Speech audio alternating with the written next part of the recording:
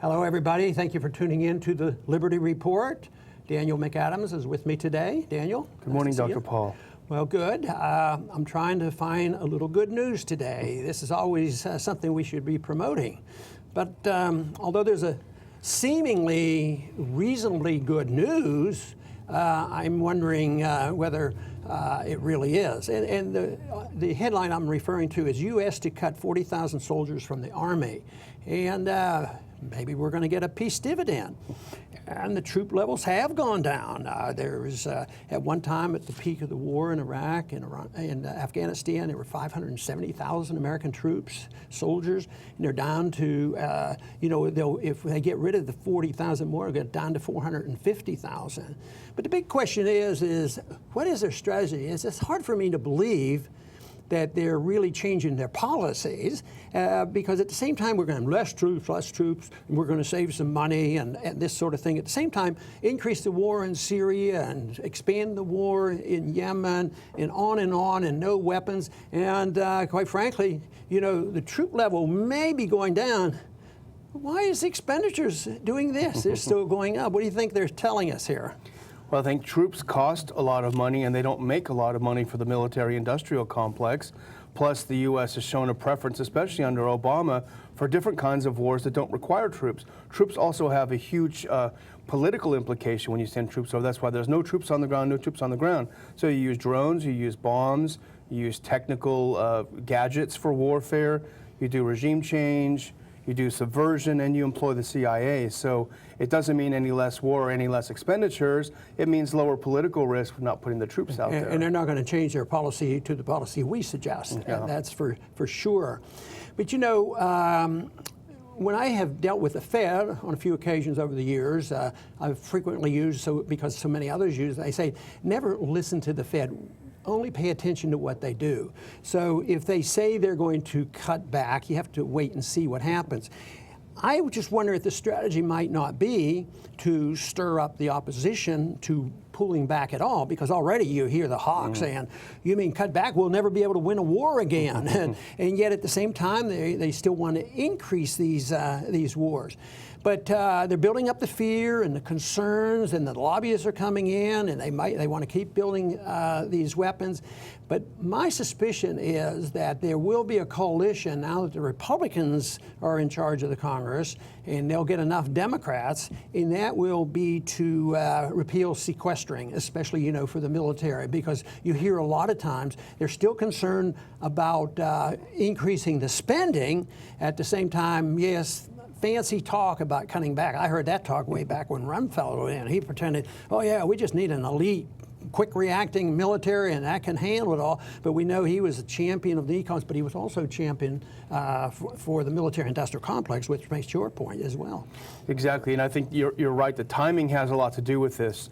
Not only do we face the so-called sequester later this year, which, as you know, is not a decrease in spending, but a reduction in the increase, but you also have the new national military strategy of the U.S. came out within the last few days, and that talks about the U.S. maintaining its global dominance overseas. It talks about how there'll be more conflicts developing more rapidly, they'll last longer and take place on a more technically challenged battlefield. Yeah. So you have this, and so I think you need to stoke up fear. But this report came out yesterday, this 40,000 cut, like it was a leaked document. But what's interesting is I went back and I looked, and the Army Chief of Staff, General Odierno, said way back in January that yeah, we're gonna go down to 450. We're gonna cut 40,000 troops in the next couple of years. So this is not news. Now, this map we have here showing, where all our bases are, they're not talking about really reducing those bases. They're always talking about adding more.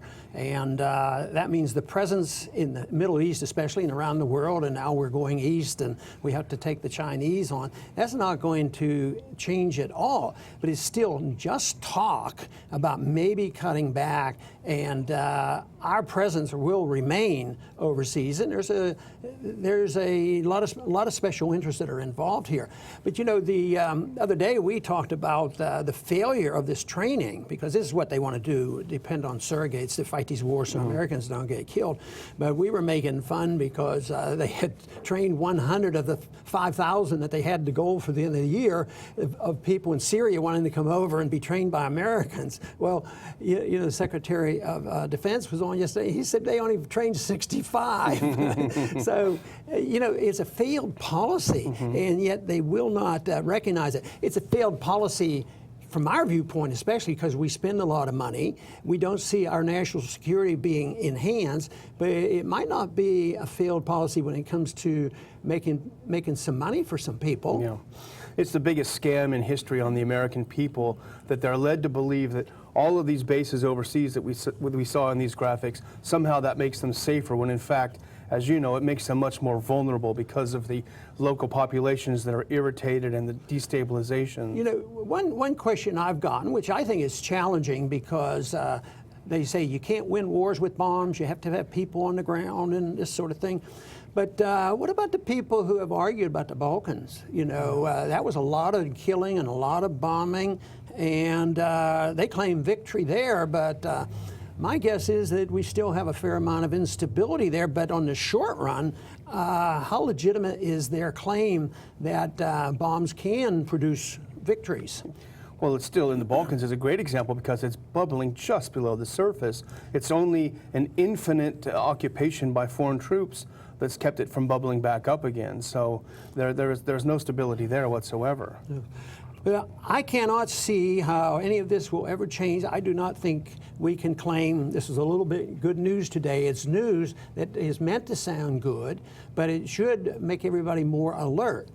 But you know, especially our listening audience aren't all intrigued with believing everything the government says anyway, but we just need a broader audience that questions what the government tells us. And it's always encouraging to hear some of these statistics that a certain percentage of Americans are questioning what the government says, you know, on these commissions, you know, the Warren Commission and you know, the 9/11 Commission.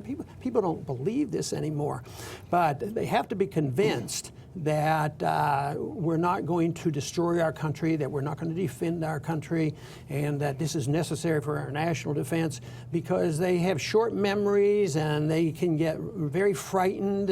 And just think of how some of these atrocities by ISIS has motivated a lot of people. Well, we have to do something about them.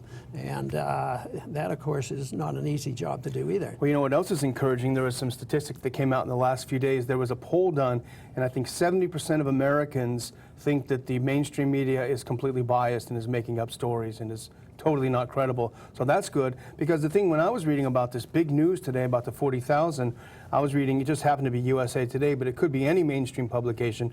The way they phrase it is to, and we had the same note on our paper, fear. It's to make fear. Here's what USA Today said: with the sequester, the U.S. would not be able to meet its current deployment and respond to demands for troops in other regions. So they're setting the stage, huh? We're vulnerable, and look, we saw on this map of, you know, that's the last thing they'll do is pull any of these troops back. This is a fight between people who want a lot more bases or just a little more bases. Well, they have to build up fear, but they also have to, you know, have a devil. You know, you had to have Saddam Hussein, and you had to have bin Laden, even though bin Laden at one time was on our side, you know, this sort of thing. So was Saddam. Yeah, that was, right. He got his first nuclear reactor from us. Yeah. So, yes, this is the tragedy of a foreign policy of intervention. You have all variations of intervention, a lot of it or a little bit of it, but the principle of intervention is wrong. Yeah. And yet we never get that offered. We say, well, we can take this, and then you have McCain and Graham saying, yes, intervention is good, but this is how much we have. And then you have a guy like Obama, who's an interventionist, but he wants to sound a little bit softer, and he'll say, well, we ought to be at least talking to the Iranians and opening up doors with the Cubans. And you think, well, maybe that is a sign, but they have trouble thinking about this in principle. You know, what is the principle of the foreign policy? And yet they get trapped into this, and this has been known for a long time. And that trap is that if you don't support those in the media and those in the government and all the propaganda and the military retiree, that you're unpatriotic and you don't care about your country and you don't support the troops. And people get trapped into that, and politicians, even though they know it's not true, they get intimidated because their goal is to stay in Congress and do good things for the people. So on certain times, you sort of have to go along and respond to that. But I think the propagandists are the real threat to us, and they've been around for a long, long time in this country and every country. They're with us today, and the whole thing is that we have to challenge them, and there's only one way to challenge them, and that is with the truth and putting it out there and give them a better idea on how we should defend this country. And it isn't with super patriotism and adherence to some rules that do nothing more than aggravate, antagonize, and express aggression against other nations. But the whole idea of peace and prosperity comes from the idea that we don't force other people by intimidation to do our will, and if they do it, we give them money. If they don't do it, we bomb them. That has to stop, and the sooner the better. So non-intervention is the goal that we seek, and hopefully we can keep spreading that message for peace and prosperity.